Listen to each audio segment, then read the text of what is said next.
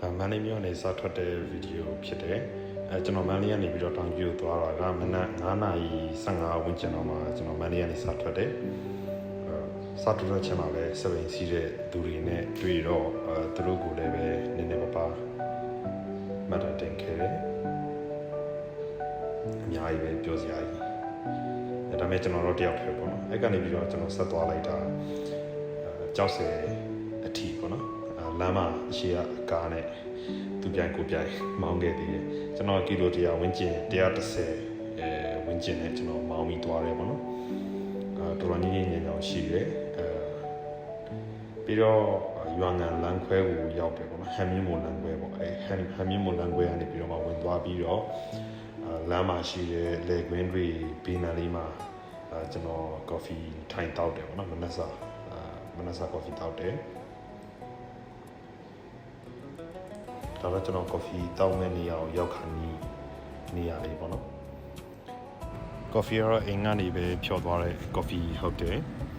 ဒါကျွန်တော်ဆိုင်ကကြီးပေါ့အဲ့ကနေပြီးတော့ကျွန်တော်ပြန်ပြင်ဆင်ပြီးတော့မှဆက်ထွက်တယ်6နာရီကျော်ဝန်းကျင်လောက်ဖြစ်မယ်ထင်တယ်မပြောတတ်ဘူး45မိနစ်sorry 6ခွဲဝန်းကျင်ပေါ့နော်6ခွဲဝန်းကျင်မှာအဲ့ကနေကျွန်တော်ပြန်ထွက်တယ်အဲ့ဒီနေရာမှာထိုင်တာတော့15မိနစ်လောက်ကြာလမ်းကောင်းပြီအဲ့ကနေထွက်လာပြီးတော့မှစင်ကောင်းတောင်ဘက်ကိုရောက်လာတယ်ဒါတော့စင်ကောင်းတောင်ကိုမြင်ရတဲ့အခြေအနေပေါ့နော်စင်ကောင်းတောင်ရဲ့အလားပါ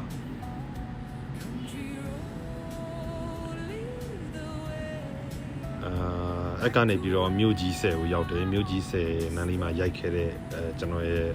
photo shoot တွေပေါ့နော်မြို့ကြီးရွာကနေတဆင်းထပ်ပြီးတော့မှတက်လာတဲ့အခါမှာကျွန်တော်ဟမ်မြင့်မိုးတောင်ပေါ်ရောက်တယ်အဲ့တောင်ပေါ်ကရှုခင်းကအခုမြင်ရတဲ့အတိုင်းပဲတိတ်ကိုလာတဲ့နေရာတွေဖြစ်တယ်အဲ့ကနေပြီးတော့ကျွန်တော်7နာရီခွဲ9နာရီမှတ်တင်ဝင်ကျင်မှာကျွန်တော်ပြန်ပြီးတော့မှထွက်လာတယ်တောင်တစ်လျှောက်ကအင်မတန်လာတဲ့ရှုခင်းတွေကိုတွေ့ရမှာဖြစ်တယ်မြေပြန့်မှာနေတာကြာပြီဖြစ်တဲ့အတွက်တောင်ပေါ်ရဲ့ရှုခင်းရတာတွေကအင်မတန်ကိုခံစားလို့ကောင်းတယ်ကျွန်တော်သိကြိုက်တယ်လေလဲလက်ဆက်တယ်အဲ့ကနေတဖြည်းဖြည်းကျွန်တော်ဆက်တက်လာရင်းနဲ့တောင်ထိပ်ကိုရောက်တယ်ပေါ့နော်ဒါတောင်ရဲ့အထိပ်ဆုံးနေရာကိုရောက်လာတယ်အဲ့ဒီအထိပ်ဆုံးမှာဘုန်းကြီးကျောင်းလေးတစ်ကျောင်းနဲ့ကားရည်စီးတဲ့နေရာရှိတယ်ပေါ့အဲ့ဒီနေရာမှာ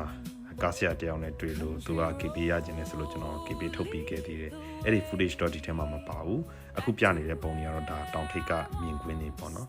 ပုံထဲမှာတော့ကြည်ရဘယ်လိုဖြစ်မလဲမပြောတတ်ဘူးအပြင်မှာတော့အရန်လာတယ်အဲ့ကနေပြီးတော့ကြော်လာတော့ကျွန်တော်တို့ယုံတောင်ကြီးရွာဆိုတဲ့နေရာကိုရောက်တယ်ဒါယုံတောင်ရွာရဲ့ရှုခင်းနဲ့တပုံလေးတွေပေါ့နော်ကျွန်တော်ရိုက်ခဲ့တဲ့တပုံလေးတွေပထမတစ်ခါကားနဲ့ဖြတ်သွားကြရင်ကျွန်တော်တိတ်သဘောကျခဲ့တဲ့ရွာဖြစ်တယ်အဲ့တော့အဲ့ဒီမှာအကြာကြီးရက်ပြီးတော့မှကျွန်တော်ကော်ဖီတောက်တယ်အသေးကလည်းကွဲထားလူကလည်းအလွမ်းတက်ခံလေးနည်းနည်းရှိနေတော့တယောက်တည်းတပ်ပုံလေးအများကြီးရိုက်ဖြစ်တယ်ဆွေးမိတယ်ပေါ့ဗျာအဲ့ဒီခံစားချက်တွေကိုခံစားရင်းနဲ့ဆက်ပြီးမောင်းလာတော့အခုမြင်ရတဲ့ရှုကင်းတွေကြောင့်ရင်ထဲမှာမောပန်းနေတာတွေပြီးသွားစေတယ်ဒီလိုကနေပြီးတော့ဆက်မောင်းရင်ကျွန်တော်တောင်ကြားလေးတစ်ခုရောက်လာတယ်အဲ့ဒီတောင်ကြားလေးထဲမှာစိမ်းလန်းတဲ့မြက်ခင်းပြင်တွေရဲ့တောင်တွေရဲ့အများကြီးရှိတယ်အခုမြင်နေရတဲ့တောင်ကြားပေါ့နော်တနေ့ကျရင်တော့အဖွဲလိုက်ပြန်လာခြင်းသေးတယ်ခုတစ်ခေါက်ကအောင်ပန်းမှာကျွန်တော်တူတော်မောင်ဘိုက်ကတယောက်နဲ့ချိန်ထားတာဖြစ်လို့ကျွန်တော်ဒီထဲမှာအကြာကြီးတော့မနေခဲ့ဘူးဒီတောင်ကြားထဲမှာခဏတစ်ဖြုတ်ကော်ဖီလေးတောက်ပြီးတော့ဓာတ်ပုံလေးနည်းနည်းပါရိုက်ပြီးတော့ footage လေးတွေနည်းနည်းရိုက်ခဲ့တယ်ကျွန်တော်ဆိုင်ကစီးတက်လာတဲ့ပုံစံတွေပေါ့နော်တယောက်တည်းဆိုတဲ့အတွက်နည်းနည်းတော့ကီးကထာများတယ်ဒါလေးတွေရိုက်ပြီးတော့ကျွန်တော်ဆက်ပြီးတော့မှရှေ့ဆက်သွားခဲ့တယ်ဒီနေရာလေးကကျွန်တော်ရဲ့ရင်ထဲမှာရှိနေတဲ့အမောပန်းတွေကိုအများကြီးပြပြောက်စေခဲ့တယ်အခုကဗီဒီယိုနဲ့ဖြစ်နေတဲ့အတွက်အနည်းငယ်ကြည့်ရတာလာချင်မှလာလိမ့်မယ်ပေါ့အပြင်မှာတော့အရန်လာတဲ့နေရာလေးဖြစ်တယ်အခုမြင်နေရတာတော့တဘာဝရဲ့အလားတရားတွေပေါ့ဒီနေရာလေးမှာနေပြီးတော့အချိန်လေးကြာကြီးဘဝရဲ့အမောတွေကိုဖြည့်ဖြောက်ခြင်းပေးမယ်လည်းပဲအောင်ပန်းမှာတူလေးဘိုက်ကတယောက်နဲ့ချိန်ထားတာဖြစ်တဲ့အတွက်ကျွန်တော်ဆက်ပြီးတော့မှထွက်လာခဲ့လိုက်တယ်အခုမြင်နေရတဲ့ရှုခင်းတွေကတော့တွေ့တဲ့အတိုင်းပဲအပြင်မှာတော့အရန်ပို့ပြီးတော့မှလာတယ်ပေါ့နော်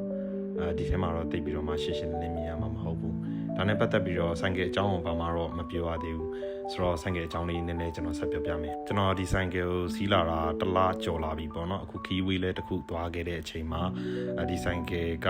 တော်တော်ညင်ညင်ညောင်ရှိရခီးဝေးထွက်ရတာကောင်းတယ်ပေါ့နော်ဒါပေမဲ့တစ်ခုပဲဆက်တန်လေးနည်းနည်းဆူတယ်ပေါ့အင်ဂျင်ပူလာရင်ဆက်တန်ဆူတယ်အင်ဂျင်ရဲ့အပူတန်ကိုတော့ခံရတာမျိုးတော့မရှိဘူးကီလို80 90 100ဝန်းကျင်မှာကreason တွေထွက်ဆိုင်ရင်တော့တော်တော်လေးတက်တာရှိတယ် easy bike ကတော့ကျွန်တော်လည်းမစီဘူးသေးတာဖြစ်တဲ့အတွက် easy bike ကိုတော့ကျွန်တော်ထည့်မပြောတော့ဘူးအခုရောက်လာတဲ့ရွာကတော့ဒါကကုပြင်ရွာပေါ့line ပေါ်မှာနာမည်ကြီးနေတဲ့အမိုက်တစ်စမ်းမှမရှိတဲ့ရွာအမိုက်ပုံလေးတွေထောင်ထားတဲ့ရွာရဲ့ရှုကင်ပေါ့နော်အပြင်မှာတော့တကယ်နေချင်းစပွဲလေးပါပဲတော်တော်တက်တက်ရဲရဲရှိတဲ့ရွာလေးတွေ့ရဖြစ်တယ်ခုနဆက်ပြောနေတဲ့ဆိုင်ကယ်အကြောင်းပေါ့SR လေးရနဲ့ရှင်တောင်မှတုံခါမှုတိတ်ပြီးတော့မှမခံစားရဘူးညင်ညင်ညင်ညောင်ရှိတယ်ဆိုတဲ့ဥစ္စာကိုကျွန်တော်သိလိုက်ရတယ်ပေါ့နော်racing ကလည်းပဲကျွန်တော်အရှိမ racing ကိုစီးထားတာရှိတယ်ကျွန်တော်တူလေးနဲ့အောင်ဘက်မှာတွေ့ဖို့ရှိရပေါ့နော်အဲ့ချိန်မှာကျွန်တော်စီးထားတဲ့ဥစ္စာခဏနေကြာရင်တွေ့ပါလိမ့်မယ်ဆိုတော့ဒီကက်ကူပြင်းရွာကြော်လာတဲ့အခါမှာရွာထွက်မှာGenius Coffee ဆိုင်ရှိတယ်အဲ့ဒီ Genius Coffee ဆိုင်ကျွန်တော် coffee ဝင်တောက်တယ်ပေါ့နော်နိုင်ဝက်လောက် coffee တောက်ပြီးဒီကနေကျွန်တော်ပြန်ထွက်တယ်ဒီကနေပြီးတော့မှရွာငံမြိုင်အောင်ပန်းကိုကျွန်တော်ဆက်သွားမယ်ဒီကနေပြီးတော့အောင်ပန်းရောက်သည့်အထိလမ်းရဲ့ဘေးတစ်ဖက်တစ်ချက်မှာယူကလစ်ပင်တွေရှိတော့ဆိုင်ကယ်မောင်းရတာတော်တော်လေးအရသာတွေ့တယ်အခုစထွက်ပြီဆိုတော့စထွက်ကြရင်တွေ့ရပါပြီဒါယူကလစ်ပင်တန်းလေးပေါ့တယောက်တည်းမောင်းလာတာဖြစ်တဲ့အတွက်တော့အထီးကျန်တော့ဗျာဒါပေမဲ့လည်းပဲခီးထွက်ရတဲ့အရာသားကအဲ့ဒီအထီးကျန်မှုနည်းနည်းပါးပါးအကာအကွယ်ပေးနိုင်ပါတယ်ဒီကနေပြီးတော့မျက်စိစေးရုံကျွန်တော်တို့ပြီးမှတွေ့ရတဲ့မျက်စိစေးရုံကြော်လာတယ်ဒီမှာချက်ပိုင်းတစ်ခုရှိတယ်ဒါပေမဲ့အဲ့ချက်ပိုင်းကဘာမှတိတ်ထွေထွေထူးမဖြစ်ခဲ့ဘူးပေါ့နော်ဘာမှမစစ်ထားဘူးအဲ့ကနေပြီးတော့ဒါရွာငံကိုဝင်လာပြီပေါ့ရွာငံရဲ့ဒီလမ်းကလည်းပဲအထင်ကြီးလမ်းတစ်ခုပါပဲဒီရွာငံမှာကျွန်တော်စီခဏဝင်ဖြည့်ဖို့လုပ်တယ်ဒါပေမဲ့စီဆိုင်ရစီမရှိတော့ကျွန်တော်ပြန်ထွက်လာတယ်ပေါ့နော်ရွာငံအထွက်မှာလည်းချက်ပွိုင်းနောက်တစ်ခုရှိရဲအဲ့ဒီချက်ပွိုင်းမှာကဆိုင်ကယ်ဆင်းတွန်းရတယ်ဒါပေမဲ့ကျွန်တော်တော့ဆိုင်ကယ်ဆင်းပြီးတော့မှမတွန်းခိုင်းဘူးကျွန်တော်ထင်တယ်နည်းနည်းတနာလို့ဖြစ်ပါလိမ့်မယ်ဆိုင်ကယ်အလေးကြီးဆိုတော့လေချက်ပွိုင်းကိုကြော်လာပြီးတစ်လျှောက်လုံးကရှုကင်အလားတွေကိုခံစားရမှာပေါ့ဒီရှုကင်အလားတွေကိုခံစားရင်းနဲ့Ryan Fee ရဲ့အကြောင်းကိုနည်းနည်းဆက်ပြောကြည့်အောင်ဒီကောင်းမှာအားနည်းချက်တစ်ခုကecosystem ကအားနည်းချက်လို့ကျွန်တော်ကထင်တယ်ecosystem ဖြစ်တာဖြစ်တဲ့အတွက် engine ပူတာလွယ်တယ်ပေါ့နော်engine ပူတာလွယ်တာဖြစ်တဲ့အတွက်ဆက်တန်ဆူတဲ့ပြဿနာတစ်ခုရှိရဲကျွန်တော်တိတလောက်showroom ကပြောတာရောတခြား workshop ဆရာတွေပြောတာရောပေါ့နော်ကျွန်တော် workshop လည်းတစ်ခုပြဖို့တယ် showroom မှာလည်းကျွန်တော်ပြဖို့တယ်ပေါ့ဒီဆိုင်ကဆက်တန်ဘာလို့ဆူလဲဆိုတော့သူတို့ရဲ့ပြောပုံရတော့ဒါ Ryan Fee ရဲ့ original အတိုင်းပဲဖြစ်တယ်လို့ပြောတယ်ဆိုတော့တဖြည်းဖြည်းနားထောင်ရင်နဲ့ကတော့နားထဲမှာနားရီဝါလာတော့တအိုက်ဆူတယ်လို့မခံစားရတော့ဘူးပြီးတော့ဒီခီးထွက်လာတဲ့အခါမှာ engine ရဲ့အယုံဆွဲဘာညာစဖြင့်ဒါတွေပွင့်သွားတယ်ထင်ပါတယ်ဒီခီးကနေအပြန်ရောက်တဲ့အခါမှာexhaust ကတော်တော်လေးထွက်လာပြီးတော့မှ exhaust တော်တော်လေးလာတယ်ပေါ့နော်အဲ့တခုအရန်သဘောကျတယ်ဝင်းရှိရီမပါတာဖြစ်တဲ့လေတူဒဏ်ခံရမှာမို့လို့ဒီကောင်ကိုစီးမယ်ဆိုရင်တော့ racing အုတ်ထုံထဲမှာပို့ပြီးတော့မှကောင်းလိမ့်မယ်လို့ကျွန်တော် recommendation ပေးချင်ပါတယ်ဒီရှင်းနာမှာတော့အောင်ပန်းပေါ့အောင်ပန်းကနေစပြီးတော့ hell ရောက်တဲ့အထိ Ninja 400စီးတော့ footage တွေတိတ်မပါတော့Ninja 400ကတော့ top speed 160 ထိရတယ်ကျွန်တော် Ryan Fee ကတော့ top speed က120 ထိပဲရတယ်ဘာလို့လဲဆိုတော့လေတိုးတဲ့တန်းကိုမခံနိုင်လို့120ထက်ကျော်လို့အဆင်မပြေဘူးပေါ့နော်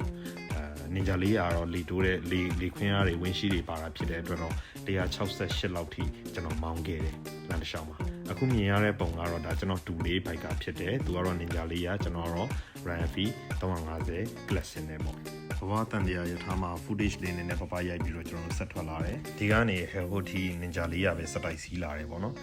ကီလို180ဝန်းကျင်လောက်ထိကျွန်တော်ဖြုတ်ခဲ့တယ်တော်တော်မိုက်တယ် racing ကိုလည်းသဘောကျသွားတယ်အရင်တော့ classic ခုက racing နဲ့နည်းနည်းသဘောကျလာတယ်ပေါ့နော်အဲ့ top speed တင်လို့ရတာကိုသဘောကျလာတယ်အခုဒီမှာတွေ့ရတာကတော့ဒါတောင်ကြီးမျိုးရဲ့အတက်ပေါ့နော်ရှေ့ကကားကတော့အဲ့ဒါသူ့အမျိုးသမီးရဲ့ကားသူကဆိုင်ကင်နဲ့ကျွန်တော်ကလည်းဆိုင်ကင်နဲ့ပေါ့နော်ကျွန်တော်3ယောက်တောင်ကြီးအတူတူလာကြတာဖြစ်တယ်တောင်ကြီးမျိုးရဲ့ရာသီဥတုနဲ့လမ်းအခြေအနေသွားရတဲ့ခီးအရာကျွန်တော်ရဲ့မွေးရဇာတိမိုးကုတ်ကိုရောက်သွားတယ်လို့ခံစားရတာဖြစ်တဲ့အတွက်တောင်ကြီးကိုမကြလာပြစ်မယ်ထင်ပါတယ် ဒါကတော့ကျွန်တော်ပေါ့ Royal Enfield ကျွန်တော်လက်ထဲရောက်လာပြီးကြတဲ့ကရင် Racing Naked Classic Cafe ကျွန်တော်စီးကြည့်မိတလောက်မှာဆိုင်ကယ်စီးနေရတာကိုအရသာတစ်ခုဖြစ်လာတယ်ဘယ်ဟာရဲလို့ခွဲတာမဟုတ်ဘဲနဲ့ဆိုင်ကယ်တိုင်းကိုသဘောကျပြီးတော့မှချစ်တတ်သွားတော့တာပဲအခုတောင်ကြီးခီးစဉ်ရဲ့နောက်ဆုံးအပိုင်းနန်းကိုရောက်လာပြီပေါ့နော်ဒါကတော့တောင်ကြီးတောင်ပေါ်အတက်ဖြစ်တယ်အကွေအကောက်တွေနဲ့ဆိုင်ကယ်စီးရတာတော်တော်အရသာရှိတယ်လို့ပြောရမယ်ဒါကကျွန်တော်ရဲ့ပထမဆုံးဘလော့ဖြစ်တာဖြစ်တဲ့အတွက်လိုအပ်ချက်တွေရှိနေမှသိကြပါတယ်ကြည့်ရှုသူအားလုံးကိုနားလည်ပေးကြဖို့မြတ်တာရက်ခံရင်းနဲ့ကျွန်တော် vlog လေးကိုအဆုံးသတ်ချင်ပါတယ်ကြည့်ရှုပေးကြတဲ့တယောက်ချင်းစီတိုင်းကိုကျေးဇူးအများကြီးတင်ပါတယ်လို့ပြောရင်းနဲ့အပြန်ခီးကိုကြည့်ကျင်သူများရင်တော့ကျွန်တော်ထပ်တင်ပေးပါအောင်မယ် Take me home, country road.